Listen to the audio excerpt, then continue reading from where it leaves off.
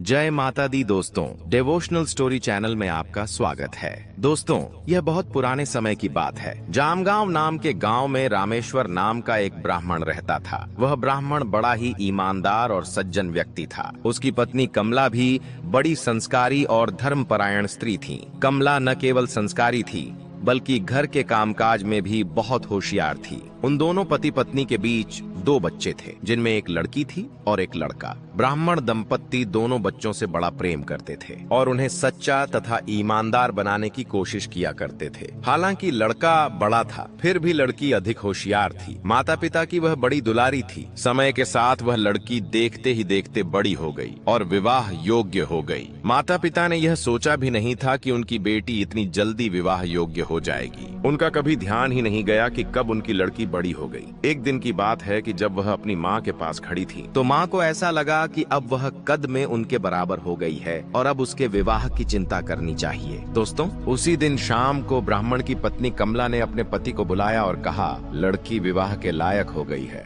अब उसके विवाह की चिंता करो। ब्राह्मण भी पत्नी से कहने लगा, तुम ठीक कहती हो भाग्यवान, अब मुझे उसके लिए वर ढूंढना ही पड़ेगा। इतना कहकर वह ब्राह्मण चिंता में डूब गया। तभी उसने एक पत्र उठाया और उसे देखने लगा। वह देखना चाहता था कि उसमें कुछ ऐसा लिखा है जो इस समस्या का समाधान कर सके कि विवाह की शुभ घड़ी कौन सी है। यह जानने के लिए ब्राह्मण ने पंचांग देखा। पंचांग देखने पर उसे मालूम हुआ कि विवाह का शुभ मुहूर्त इसी महीने में बनता है और अगले 9 महीने तक विवाह का कोई भी शुभ मुहूर्त नहीं है। यह देखकर उसे बड़ी घबराहट हुई। ब्राह्मण ने यह बात अपनी पत्नी को बता दी और कहने लगा, लड़की का विवाह इसी महीने में करना ठीक लगता है। आगे 9 महीने तक विवाह का कोई शुभ मुहूर्त नहीं है। इस महीने में विवाह के लिए केवल एक दिन अच्छा है और वह है इस महीने की 20 तारीख। यह सुनकर ब्राह्मण की पत्नी बहुत बेचैन हो गई। कुछ देर विचार करने के बाद वह बोली, अभी 15 दिन बाकी हैं। अगर ठीक तरह से कोशिश की जाए तो इतने दिनों में लड़के का इंतजाम हो सकता है। कोई अच्छा वर मिल ही जाएगा और इसी महीने विवाह भी हो सकता है। 9 महीने तक हम इंतजार नहीं कर सकते। लड़की अब काफी बड़ी हो गई है। ब्राह्मण फिर चिंता में पड़ गया। उसने सोचा कि पत्नी ठीक कहती है, 9 महीने तक इंतजार करना सही नहीं होगा। उसने तुरंत नाई को बुलवाया और उसे लड़की के लिए वर ढूंढने के लिए कहा। ब्राह्मण ने नाई को साफ साफ बता दिया कि लड़की का विवाह अगले 3 साल तक नहीं बनता है, इसलिए जल्दी ही योग्य वर ढूंढना है और विवाह इसी महीने की 20 तारीख को करना है। नाई ने कहा, जो हुक्म है सरकार। इतना कहकर नाई वहां से चला गया और ब्राह्मण की बेटी के लिए वर की तलाश में निकल पड़ा। नाई चलते चलते एक गांव में पहुंचा। वहां उसे एक अच्छा पढ़ा लिखा और योग्य ब्राह्मण नौजवान मिल गया। नाई ने उसे योग्य वर समझकर रिश्ता पक्का कर दिया। विवाह इसी महीने की 20 तारीख को तय करके वह वापस लौट आया। उधर नाई के घर से निकलते ही ब्राह्मण के दिल में तरह तरह के विचार आने लगे। वह सोचने लगा, आखिर नाई ही तो है, मालूम नहीं मेरी सीधी साधी लड़की के लिए कैसा वर ढूंढ कर लाएगा। समय थोड़ा है, अगर गलती हो गई तो उसे ठीक नहीं किया जा सकेगा। साथ ही विवाह का रिश्ता एक पवित्र रिश्ता है। यह दूल्हा दुल्हन का उम्र भर का मिलन है और 2 जिंदगियों का साथ है। मैंने बड़ी गलती की जो लड़की के लिए वर ढूंढने नाई को भेज दिया। मुझे नाई पर भरोसा नहीं करना चाहिए। जिस लड़की को मैं इतना प्यार करता हूँ, क्या उसके लिए मैं कोई परेशानी नहीं उठा सकता? नहीं, मैं खुद उसका वर ढूंढने के लिए जाऊंगा। लड़की चाहे 3 साल और कुंवारी रहे, पापा है, लेकिन जब तक मेरी मर्जी का वर नहीं मिलेगा तब तक उसका विवाह नहीं करूंगा। यह सोचकर ब्राह्मण उठा और अपनी इच्छा अपनी पत्नी को बता करके उसके लिए दूल्हा ढूंढने के लिए निकल पड़ा। एक गांव में उसे एक ऐसा योग्य वर मिल गया, पाहो, जैसा वह चाहता था। ब्राह्मण ने अपनी बेटी का रिश्ता उस नौजवान से पक्का कर दिया और विवाह की तारीख तय करके लौट आया। उधर ब्राह्मण के घर से निकलते ही उसकी पत्नी को बड़ी बेचैनी हुई। वह सोचने लगी, नाई तो बेवकूफ होता है, उसे क्या खबर है कि हमारा घराना कितना इज्जतदार है। मेरी लड़की तो गुलाब का फूल है, अंधेरे घर में भी उजाला कर देने वाली है। अगर नाई कोई गरीब घर या बदसूरत लड़का देख कर आया तो मेरी लड़की तो खुद ही मर जाएगी। मेरा दिल भी उम्र भर जलता रहेगा। मेरे पति ने भी बहुत बुरा किया जो नाई को लड़का ढूंढने के लिए भेज दिया। अब उन्हें अपनी गलती का एहसास हुआ है और वह खुद ही लड़का ढूंढने के लिए निकल गए हैं। लेकिन उससे भी क्या होगा? वह भी कौन सा मेरी पसंद का लड़का देख करके आएंगे। मैं जानती हूँ वह ज्यादा से ज्यादा यह देखेंगे कि लड़का पढ़ा लिखा और तंदुरुस्त होना चाहिए। उनके घर में कुछ भी हो, उन्हीं की खबर की औरतें क्या क्या इच्छाएं रखती हैं, लड़कियां क्या क्या सपने देखती हैं। मैं तो ऐसा लड़का चाहती हूँ जो खूबसूरत हो, नेक दिल और नेक चलन का हो। अगर पढ़ा लिखा हुआ लेकिन खूबसूरत ना हुआ तो वह दो कौड़ी का होगा। इसलिए मैं खुद लड़का ढूंढने जाऊंगी। मेरे पति ने मेरी बात मानी तो क्या, यह छोटी सी बात नहीं मानेंगे? मानेंगे क्यों नहीं, जबरदस्ती मना लूंगी। क्या लड़की पर मेरा कुछ भी हक नहीं है? ना ही मैं नाई की बात मानूंगी और ना ही अपने पति की। यह तो लड़की के लिए उम्र भर का सवाल है। यही सोचकर ब्राह्मणी ने अपने बेटे को पास बुलाया और उसे सारा हाल बताकर लड़की के लिए लड़का ढूंढने के लिए भेज दिया। लड़के की तलाश में वह एक गाँव में जा पहुंची। वह जैसा वर चाहती थी उसे वैसा वर मिल गया। रिश्ता पक्का करके, विवाह की तारीख तय करके वह भी अपने घर वापस आ गई। इधर उसके घर से जाते ही लड़की का भाई मन में सोचने लगा। वह विचार करने लगा, नाई तो अपना फर्ज पूरा कर देगा, उससे लड़का ढूंढने के लिए कहा गया है, वह लड़का ढूंढ देगा। फिर चाहे वर कैसा भी हो, वह ढूंढने के बाद उसका फर्ज पूरा हो जाएगा। बाकी में भुगतना तो हमें ही पड़ेगा। माँ बाप पर कुछ जिम्मेदारी जरूर है लेकिन ज्यादा नहीं। वे अपनी मर्जी का लड़का ढूंढेंगे। पिताजी देखेंगे कि लड़का पढ़ा लिखा हो और माताजी देखेंगे कि लड़का खूबसूरत हो और दौलतमंद हो। लेकिन इतने से काम नहीं बनता। ना माँ बाप तो बहन का ब्याह करके स्वर्ग से धरती पर आ जाएंगे। बहनोई साहब और उनके खानदान वालों के बाद मुझे ही पालना पड़ेगा। मुझे यह चाहिए कि मेरी बहन के लिए जो वर देखा जाए वह व्यवहार का अच्छा हो, मिलनसार हो और उसके खानदान वाले भले हों। मेरी बहन को ससुराल में जाकर कोई तकलीफ ना हो और उसकी वजह से मुझे भी कोई तकलीफ ना हो। लड़का पढ़ा लिखा भी हुआ, खूबसूरत भी हुआ और दौलतमंद भी हुआ, लेकिन अगर वह शरीफ ना हुआ तो घर में हमेशा परेशानी ही बनी रहेगी। बहन की जिंदगी दूभर हो जाएगी, मुश्किल हो जाएगी बेचारी की। इसलिए मैं अपनी मर्जी का दूल्हा ढूंढने जाऊंगा। माँ बाप भले ही नाराज हों, उन्हें कितने दिन इस दुनिया में रहना है, आखिर मैं तो वह दुनिया से चले ही जाएंगे। यह सोचकर वह नौजवान उठा और घर को अपने नौकर के सुपुर्द करके बहन के लिए वर ढूंढने के लिए निकल पड़ा। एक गांव में उसे अपनी पसंद का एक लड़का मिल गया। उसका रिश्ता पक्का करके, विवाह की तारीख तय करके वह घर वापस आ गया। नाई, ब्राह्मण, ब्राह्मणी और उनका लड़का चारों एक ही दिन घर वापस पहुंचे।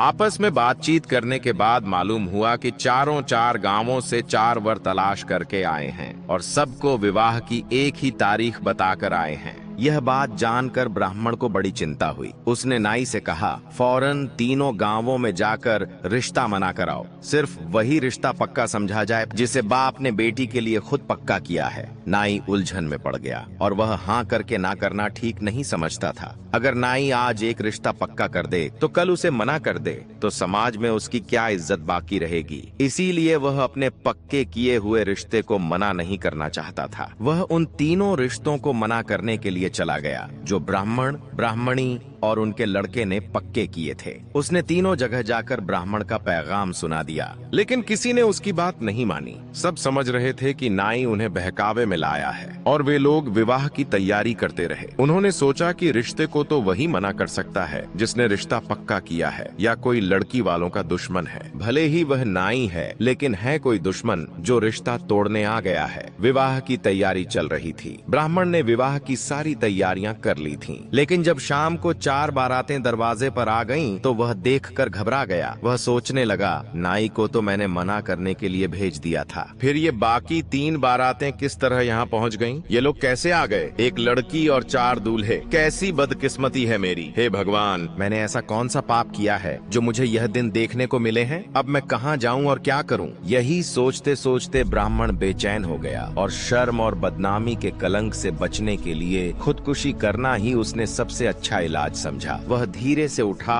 और गांव के बाहर एक कुएं में कूदकर अपनी जान देने के लिए अपने घर से निकल पड़ा। जब वह कुएं पर पहुंचा तो अचानक एक सन्यासी उधर से आ निकले। सन्यासी ने उससे पूछा, तू इस सुनसान जंगल में इस कुएं पर अकेला बैठा क्या कर रहा है? ब्राह्मण ने सन्यासी को सारा हाल सुना दिया कि कैसे उसके साथ यह घटना घटी है और किस कारण से वह यह कर्म करना चाहता है। सन्यासी ने कहा, खुदकुशी करने से कोई फायदा नहीं होगा, तू मेरे साथ चल, मैं तेरी मुश्किल हल करवाऊंगा। ब्राह्मण सन्यासी के साथ चल दिया। रास्ते में एक कुतिया मिली जिससे अभी अभी 3 पिल्ले पैदा हुए थे। सन्यासी ने एक पिल्ले की तरफ इशारा करते हुए ब्राह्मण से कहा, इसे अपने साथ उठा लो। ब्राह्मण ने उस पिल्ले को उठाकर अपने झोले में डाल लिया और आगे चलकर दोनों ने देखा कि एक सुहावने ने अभी अभी बच्चे दिए थे, उसमें से एक बच्ची थी। सन्यासी ने इशारा किया, इसे भी उठा लो। ब्राह्मण ने उसे भी उठाकर अपने झोले में डाल लिया। जब वे आगे और चले तो उन्हें गधे की बच्ची मिली। सन्यासी के इशारा करने पर ब्राह्मण ने उसे भी उठाकर अपनी झोली में डाल लिया। अब सन्यासी और ब्राह्मण घर पहुँचे। सन्यासी ने कहा, इन तीनों बच्चों को एक कोठरी में बंद कर दो और अपनी लड़की को भी उसी में बंद कर दो। जब तक मैं न कहूँ कोठरी को मत खोलना। ब्राह्मण ने वैसा ही किया जैसा सन्यासी ने कहा था और चारों को एक कोठरी में बंद कर दिया। उसके बाद सन्यासी ने कहा, चारों को एक एक करके बुलाओ। ब्राह्मण ने पहले एक नौजवान को बुलाया। सन्यासी के आदेश से कोठरी का दरवाजा खोला गया, लेकिन यह सब देखकर वे हैरान रह गए कि अंदर से एक ही रंग और एक ही रूप की 4 लड़कियां बैठी हुई थीं। उनमें से एक लड़की को बाहर निकाला गया और उसका विवाह उस आए हुए नौजवान से कर दिया गया। इसी तरह से बारी बारी तीनों लड़कियों का विवाह भी तीनों नौजवानों के साथ कर दिया गया।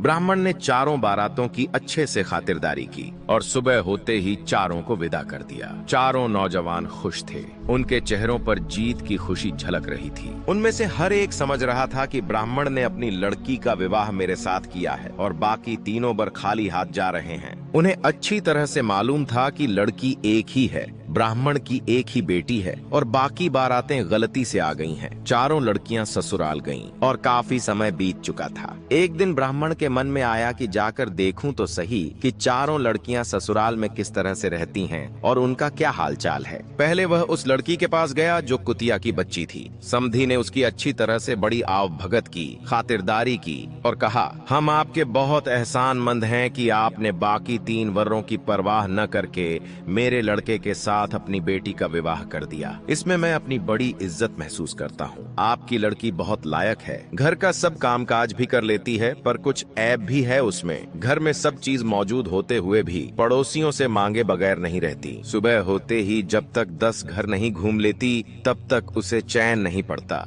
हमने उससे बहुत कहा है कि तू घर घर फिरना छोड़ दे, लेकिन उसकी आदत नहीं जाती। और तब ब्राह्मण ने ठंडी सांस लेते हुए अपने मन में कहा, है तो कुतिया की ही औलाद। इसके बाद वह अपनी उस लड़की के पास गया जो स्वर्ण की बच्ची थी। समधी ने उसकी बड़ी आवभगत की, बड़ी खातिरदारी की और कहा, श्रीमान जी, बाकी 3 वरों की परवाह न करके आपने हमें अपनी लड़की दी है, इसके लिए हम आपके बहुत शुक्रगुजार हैं। आपकी लड़की बहुत लायक है, लेकिन उसमें एक दोष है, वह बहुत गंदी रहती है। अच्छे से अच्छे कपड़ों को 2 ही दिन में खराब कर लेती है। खाने का ढंग भी उसे पता नहीं आता। चांदी के थाल में अलग अलग परोसे हुए खानों को एक ही जगह मिलाकर चटक जाती है। जब जी चाहे खाने बैठ जाती है, कोई समय नहीं है। घर में कोई चीज रखी देखती है तो उसे उठाकर खाने लगती है। सड़क पर यदि कोई ठेले वाला आता है, आवाज लगाता है तो उसे बुलाकर खाती है और उससे चाट बनवाकर पकड़ी खाती है। कहने का मतलब यह है कि वह बहुत गंदी रहती है। ब्राह्मण ने अपने मन में कहा, आखिर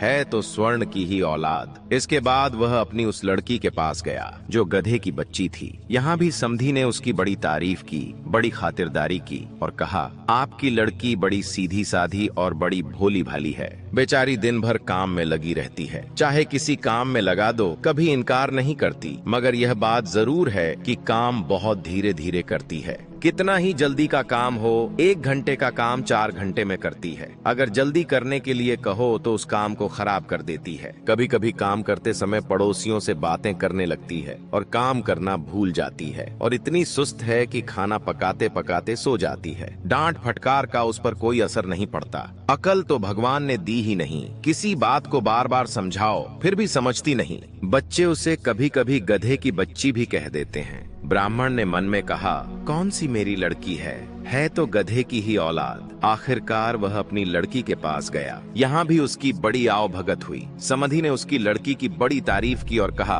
प्यारे भाई, आपकी लड़की बड़ी शरीफ और नेक दिल है। जिस दिन से हमारे घर आई है, हमारे घर की सारी गरीबी दूर हो गई। वह बहुत सवेरे उठती है, सबसे पहले उठती है, सारे घर की सफाई करती है, हमेशा नहा धो करके पूजा पाठ करती है और खाली समय में रामायण भागवत पढ़ती है। खेल तमाशे उसे अच्छे नहीं लगते। मेला देखने आज तक कभी नहीं गई। सबको बड़े प्रेम से खाना खिलाती है। सास ससुर और पति और दूसरे बुजुर्गों की सेवा करके खुश हो जाती है। उसका बर्ताव और बोलचाल का ढंग बहुत अच्छा है। घर के बाहर के सब लोग उसे पसंद करते हैं। घर की सारी चीजों की देखभाल करती है। कोई भी फालतू का खर्च नहीं होने देती। जिस चीज की जरूरत होती है वही मांगती है। अपने लिए आज तक कभी एक साड़ी तक लाने के लिए नहीं कहा। जब वह खरीद कर लाते हैं तो कहती है कि अभी इसकी क्या जरूरत थी। जेवर तो पहनती ही नहीं। वह अपने सुहाग को ही अपना सबसे बड़ा जेवर समझती है। मैं उसकी खूबियों की कहां तक तारीफ करूं।